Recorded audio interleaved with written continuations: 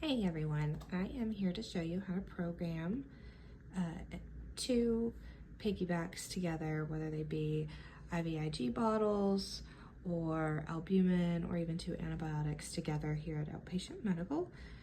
So we already have primed our lines. We have our primary and of course our secondary line. So we'll want to go ahead and put our secondary line in line B, and of course our primary line in line A. All right, here we go. So of course we want to turn our pump on.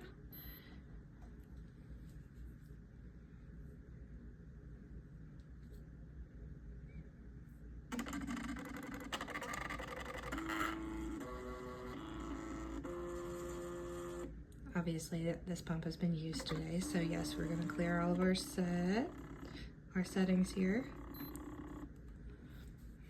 All right, so for us, we're gonna wanna do page up here. So we can do HH chemo infusion and then click choose. All right, so we were gonna start with programming the B line first, okay? And here's the trick to it. We always wanna select no drug selected. All right, this is gonna enable us to be able to run piggyback instead of our two lines being concurrent.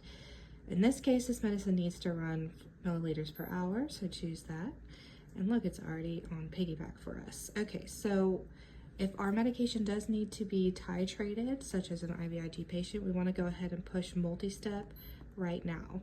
If the medicine does not need to be titrated, like let's say albumin, and it's all just going to run at the same rate anyway, then we will not choose multi-step. But let's go ahead and say we need to do multi-step for this particular IVIG patient. Okay, so we're going to type in our rates.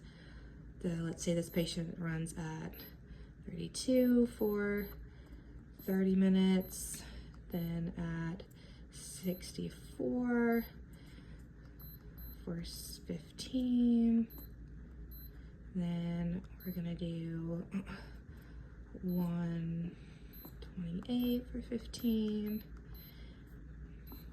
Of course, that's not going to be our rep max rate, I'm sure.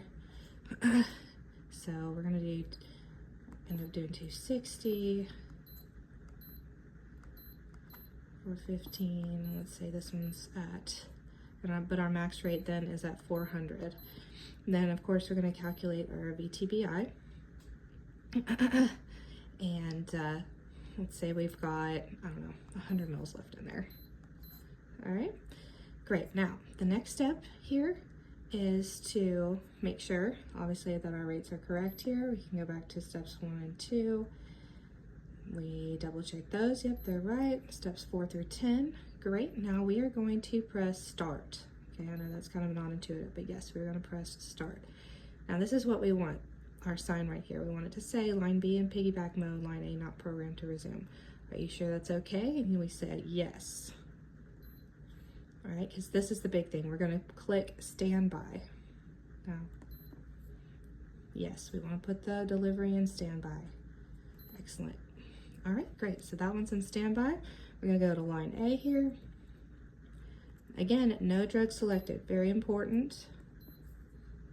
Yep, milliliters per hour. And so let's say our max rate is 400, like it was in that line A here. And our volume to be infused is going to be a 50 milliliter bottle here.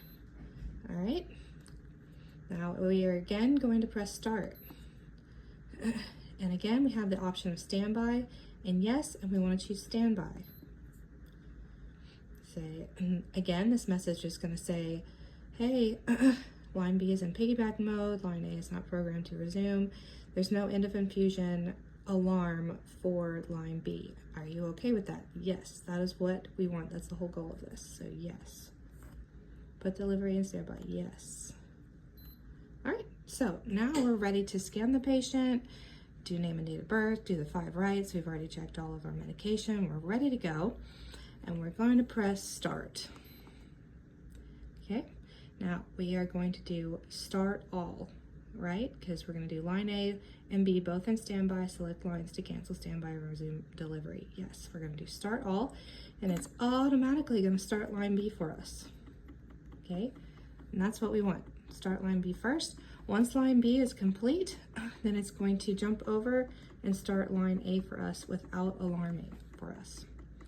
And then once it finishes line A, then it will actually alarm and let us know that everything is complete. So there you go. Hopefully this helps. Thanks, everybody.